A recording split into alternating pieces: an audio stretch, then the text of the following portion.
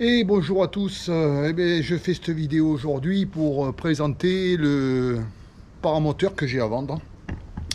C'est un PA125 qui est sur un châssis PAP, 5 parties, qu'on appelait le châssis plaque. Et donc ce paramoteur, il totalise 263 heures réelles, puisque je l'ai depuis que je l'ai acheté tout neuf. Et il a été révisé par Claude Montfort, pour ceux qui le connaissent, à 200 heures environ, et depuis donc j'ai fait une soixantaine d'heures avec sans aucun problème. Pour un pilote de 70 kg, 80 kg jusqu'à 85 kg, même 90 s'il est jeune et qu'il a du gaz, mais bon, on va dire que entre 80 et 85 kg, il n'y a aucune difficulté. Donc ce sac de transport qui sert à voyager, à protéger sa machine dans la voiture ou à ranger chez soi proprement. En fait, le sac s'ouvre entièrement à plat comme ça, et ça permet d'avoir un tapis de sol ici pour pouvoir poser la machine et éventuellement faire un petit peu de mécanique. Donc la poignée d'accélérateur sur laquelle moi je fixe pour pas oublier ce qu'on appelle chez PAP la pédale. Donc c'est une petite sangle qui se met sur le pied, au talon, qu'on attache sur la chaussure. Évidemment elle est sale puisque ça traîne par terre, et qui permet par le biais de la boucle arrière d'accrocher la poignée de lanceur et de démarrer. Sur la poignée, c'est une poignée PAP classique. J'ai un petit peu amélioré pour descendre le compte-tour et le compteur de température. Comme ça me permet d'avoir les infos en bout de poignée. Alors pour le moteur, ça a été entièrement révisé. Bon, alors évidemment, moi j'ai rajouté une petite sécurité ici sur les boulons de la pipe d'échappement. La pipe d'échappement a été changée, c'est le nouveau modèle avec la bague en bronze. Sur ce modèle de moteur, c'est quasiment inusable. La cartouche d'échappement, la bride a été changée très récemment. D'ailleurs celle-là est beaucoup plus costaud que celle d'origine. C'est une cartouche d'échappement qui a été refaite par mon ami Claude Montfort, parce qu'ici il y avait une faiblesse, donc là ça n'arrivera plus, c'est emmanché proprement. Voilà, le réducteur c'est le nouveau modèle avec l'axe plus gros, donc moi j'ai jamais eu de problème là-dessus. Voilà. Les cylindres blocs ont été changés, la corde de lanceur est neuve, le ressort de lanceur est neuf, donc il n'y a pas de risque à ce niveau-là. Et puis bon, là il y a quelques coulures, mais bon, en fait on ne peut pas y pallier là-dessus. C'est quand le joint d'échappement commence à être fatigué, en fait, c'est une coulure d'huile brûlée qui est venue là-dessus. C'est relativement difficile à enlever. J'ai essayé mais je n'y suis pas arrivé. Bon, faut être vigilant sur le changement du joint ici, mais bon, en règle générale, toutes les 80 ou 100 heures, c'est pas la valeur que ça a. Moi je le fais, voilà.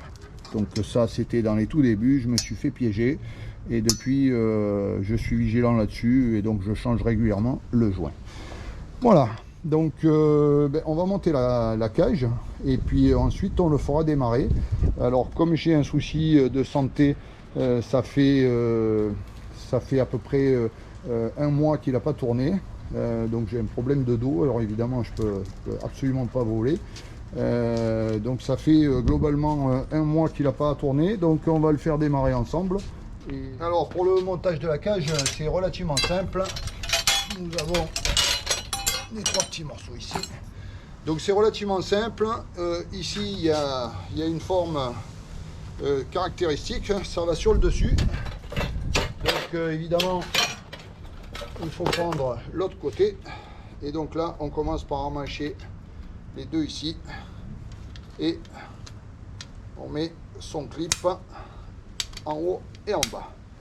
Donc ici on a déjà la partie haute qui va aller dessus. Ensuite, pour pas se tromper, j'ai repéré un Rislan rouge, un Riesling bleu. Évidemment, comme on s'en doute, le rouge avec le rouge, le bleu avec le bleu. Donc là, il faut ces petits clips là, voilà, il faut les mettre prêts à aller se clipser. On clipse ici, on clipse là. Donc ça se présente bien. Évidemment, on fait la même chose de l'autre côté. Hop, le bleu avec le bleu, on en manche. Hop là, eh oui, faut viser juste. Le petit en bas et celui-là ici aussi. Hop, on clipse et on clipse. Donc la cage est quasiment montée. On vient la positionner à sa place dessus. Donc ici, on a des clips un peu partout. Alors par contre, on ne plaint pas les clips. Hein. Donc ici, on vient se mettre dessus. Ici, sur le côté, on vient mettre le clip dans le trou. Enfin, le bout de tube dans le téton. Et on clipse. Ici, de ce côté, c'est la même chose. Et on clipse. Ensuite, les bas de cage. Donc, évidemment, un de chaque côté. Hop, on clipse. Ici, il y a 2 emmanchements. On clipse. Et pareil de l'autre côté. Donc, on va aller jusqu'au bout. Et là, terminé. Et pour finir, on met le raidisseur. Ça évite que bon, c'est relativement rigide quand même, mais c'est bien de le mettre. Voilà. Hop, avec ces petites sécurités. Et voilà.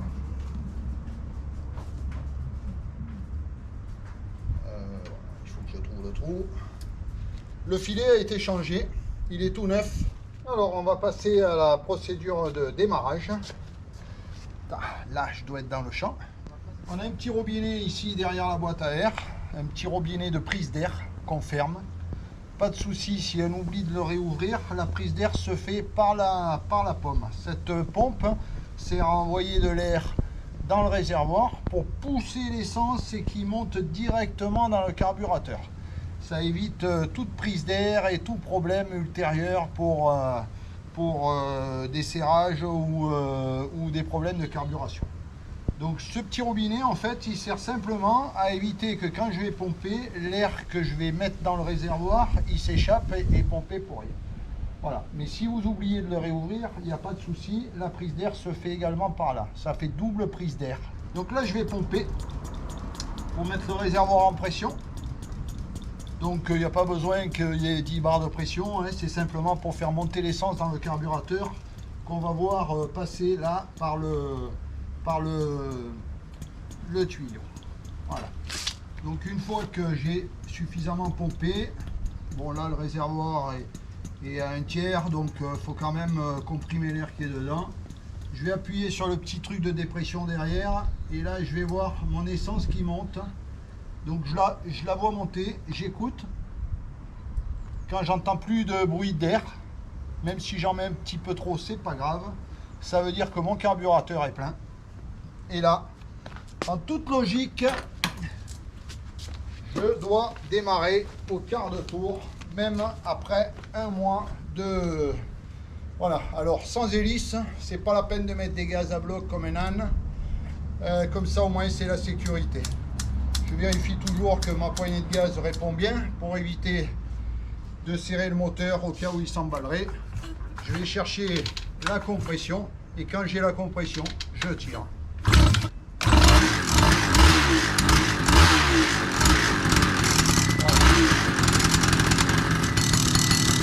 Alors le petit bruit, la petite sonnette qu'on entend de temps en temps, ding ding, c'est qui le fait plus d'ailleurs. C'est simplement les mascottes de l'embrayage qui viennent juste frôler la cloche du réducteur. Voilà. On pourrait les serrer un petit peu plus pour éviter que ça le fasse, mais une fois que le moteur a tourné 2 minutes, ça le fait quasiment plus. c'est preuve que le ralenti est bien réglé. Voilà. Sur le Ting-Ting, ça va chagriner certains. Ce type d'embrayage, il y a 2 maslottes qui, avec la force centrifuge, s'écartent et viennent sur la cloche du réducteur pour venir se plaquer et entraîner l'hélice. Alors, le Ting-Ting, il est largement réglable. Ici, il y a une vis de chaque côté avec un petit ressort ici. Là, je ne sais pas si on voit le petit ressort. Voilà, il y a un petit ressort. Il suffit simplement de resserrer légèrement cette vis pour donner un peu plus de rigidité aux maslottes qui vont effectivement s'écarter plus difficilement et donc on n'aura pas le Ting-Ting. Moi, je préfère avoir le Ting-Ting pour une raison toute simple. Je sais que ouais, ça va faire rigoler Ting-Ting, hein, mais bon, c'est pas grave. C'est qu'au moins, je suis sûr que quand je m'égaze, mes maslottes, elles sont plaquées à mort sur la cloche. Et comme ça, je sais que ça ne patine pas. J'ai pas une maslotte qui touche et une qui est un peu à la ramasse parce que le ressort est pas taré de la même manière. En toute logique, on compte le nombre de tours de vis qu'on met d'un côté et de l'autre pour que ça soit pareil. Mais voilà, là au moins, moi, je suis sûr que quand je m'égaze, ça plaque bien sur la cloche et j'ai le maximum de puissance pour pouvoir aller voler. J'ai jamais eu de problème avec ça, si ce n'est que ça fait un peu réveil matin. Ding ding, voilà. Donc le paramoteur est vendu avec tel qu'il est là. Bon, il a ses années, mais il est hyper entretenu. On va pas faire du neuf avec du vieux, mais on peut faire du fiable avec de l'ancien, bien entretenu. Accessoirement, je laisse pour le prix des pièces. Donc cet embrayage, voilà. Ici on a qui a été changé, on a une bobine de lanceur avec son ressort. Alors pourquoi je l'ai changé? Parce que en fait la rondelle qui sert à plaquer la bobine ici, il y a une rondelle et un boulon, et en fait la rondelle, je sais pas pourquoi, elle s'est usée, et donc du coup la bobine n'était pas plaquée complètement dans son carter et le ressort a sauté. Alors je pensais que tout était mort, en fait il n'y a rien de mort à part la rondelle. Donc à y être, j'ai remonté du neuf, mais là les pièces détachées peuvent encore servir sans problème. Donc là on a dans le carton là, enfin le petit package là, le petit paquet, on a un cylindre. Voilà, alors ce cylindre il a déjà tourné, il a 200 heures environ.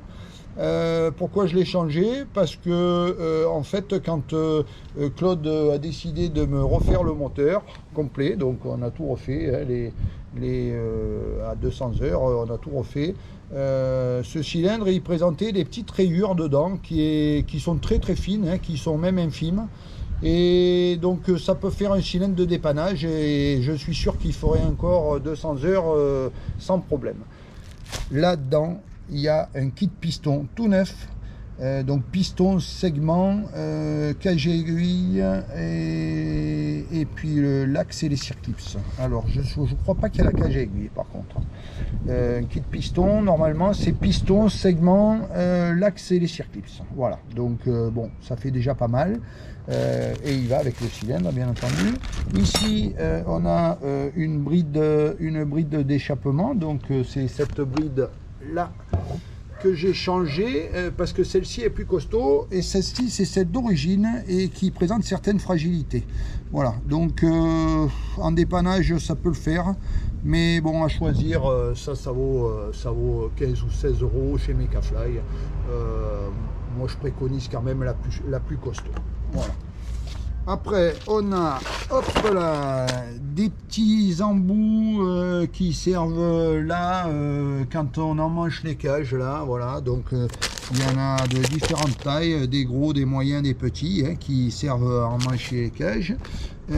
Ici, ben, on a la pipe d'échappement. Donc ça, c'est l'ancienne pipe que j'ai changée pour le nouveau modèle.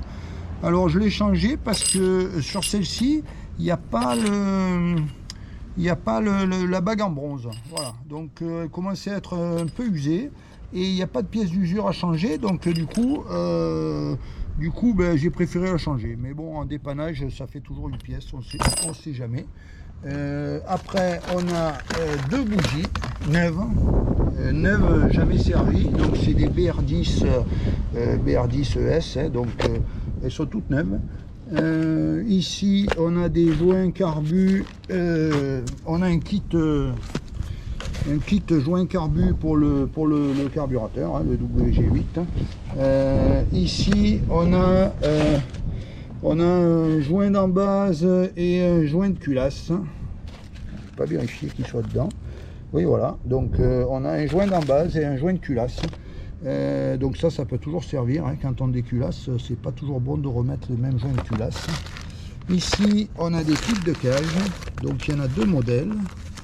Il y a ce modèle qui va en bas, hein, et puis ce modèle qui va sur toute la cage. Voilà, donc là, il y en a un peu partout. Donc c'est bien d'en avoir toujours un ou deux d'avance. Et là, on a pour la poignée, pour la poignée de gaz, le petit interrupteur. Alors bon, c'est un peu chiant à changer parce qu'il faut souder, mais par contre, le petit interrupteur et le petit caoutchouc qui va sur la tête de la poignée de gaz. Alors ici, voilà, voilà l'ensemble. Donc avec toutes les pièces que je laisse avec et qui peuvent rendre service. Alors on est vendu avec cette hélice. Alors cette hélice Helix, voilà. Alors c'est une hélice qui a été réparée. Alors j'ai pris juste un petit pet sur le haut de l'hélice, donc je l'ai réparée. Donc après il y a deux hélices bois de chez DT Propeller. Donc bon, ça laisse la place de voler quelques heures. Bon, avant d'entrevoir de changer quelque chose. Bon, eh bien, j'espère que cette vidéo permettra de promouvoir la vente de cette machine. L'idée, c'est pas de s'en débarrasser, c'est de la vendre à son juste prix pour que le nouvel acquéreur prenne autant de plaisir que ce que j'en ai pris avec. Voilà. Moi, je vais certainement passer sur un chariot à roulettes, un petit chariot, parce que j'ai quelques fragilités dans le dos actuellement. Ça ira pas en s'arrangeant avec l'âge, donc par conséquent ça va être vraiment compliqué pour moi de voler à nouveau avec elle. Mais bon, s'il le faut, je l'entretiendrai jusqu'à ce que quelqu'un soit réellement intéressé. Et l'entretenir, ça ne veut pas dire faire de la mécanique, ça veut dire aussi la faire voler. Parce que faire tourner un moteur à vide comme ça, c'est pas l'idéal. Et puis la laisser dans le fond du garage, c'est pas pour... mais non, avec le plaisir qu'elle m'a amené, je veux pas la laisser au fond du garage, je veux au contraire qu'elle amène encore du plaisir à quelqu'un qui volera avec et qui se fera autant plaisir que ce que j'en ai eu pendant ces années.